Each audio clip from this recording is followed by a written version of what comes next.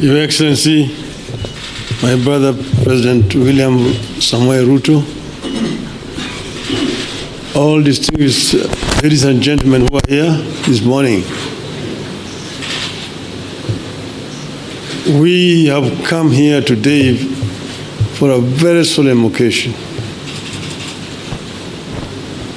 And I'm happy that this function has been arranged to take place here at KICC.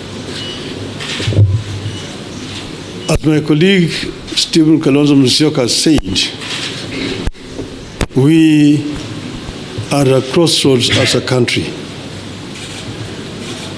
And times like this requires leadership,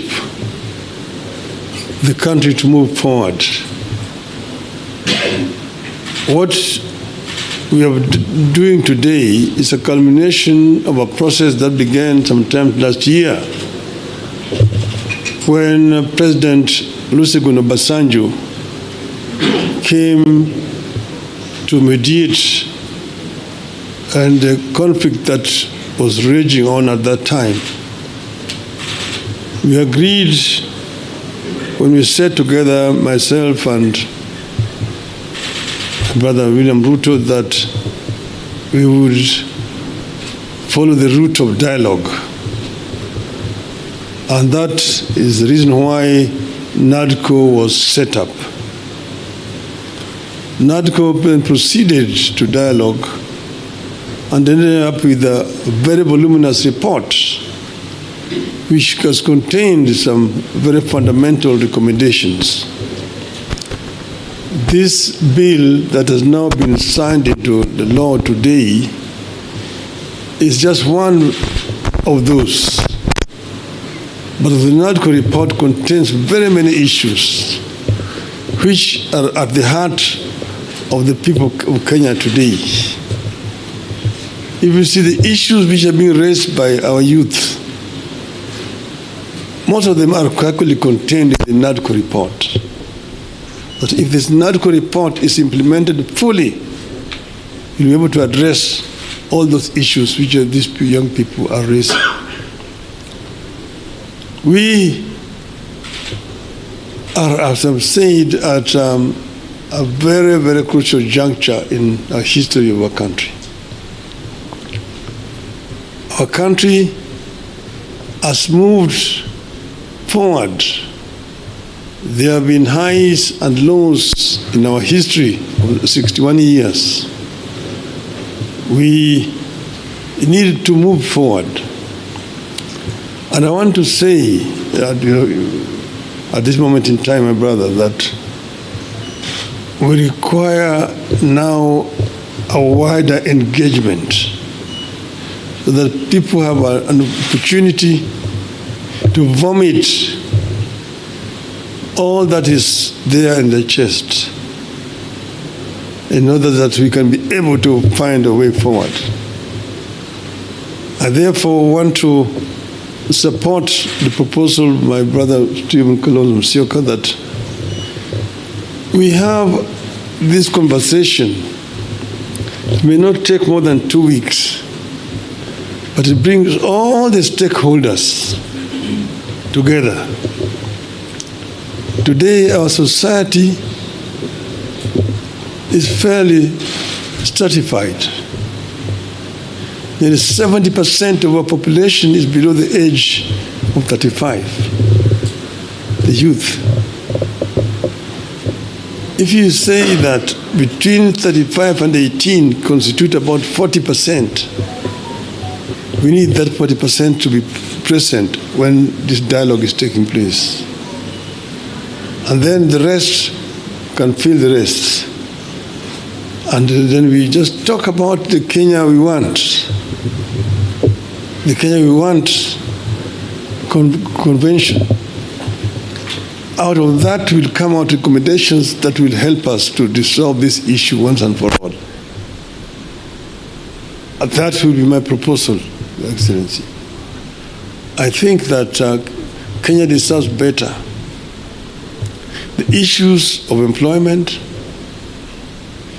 the issues of discrimination, the issues of corruption, the issues of gender,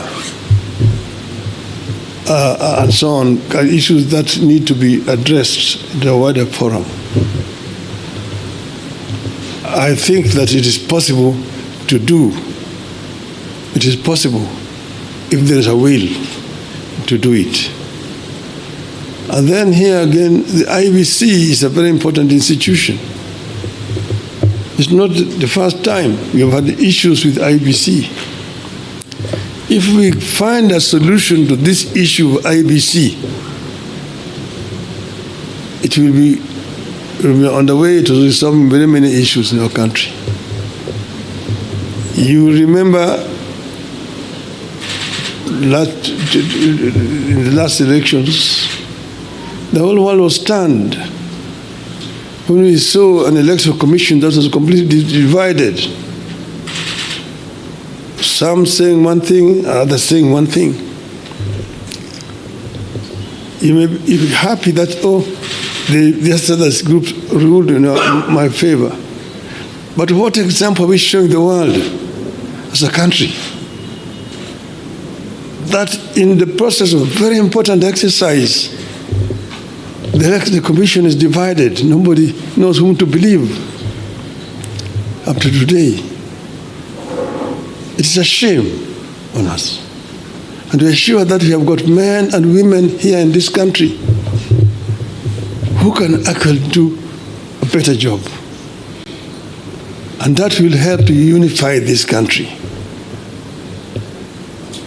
Last year, we lost 75 precious lives. This year we lost another over 40 lives. To say nothing about those who have been wounded, who have been hurt. We must prevent this from happening in our country. We should not allow this to continue happening cyclically. Let us find a lasting solution to this problem. We are ready to engage so that we find a solution to this problem. As Azimio of Kenya. With those many remarks, Your Excellency, now may I have the pleasure to invite my brother, President William Ruto, to address you. Thank you. Thank you. I think before I make, just hold on, before I make some remarks, I have listened very carefully to the leaders who have spoken, and each one of them has spoken passionately about the future of our country, as it should be. But let me ask my deputy to make a few remarks so that I can conclude. Mr. Deputy President. Your Excellency, our President.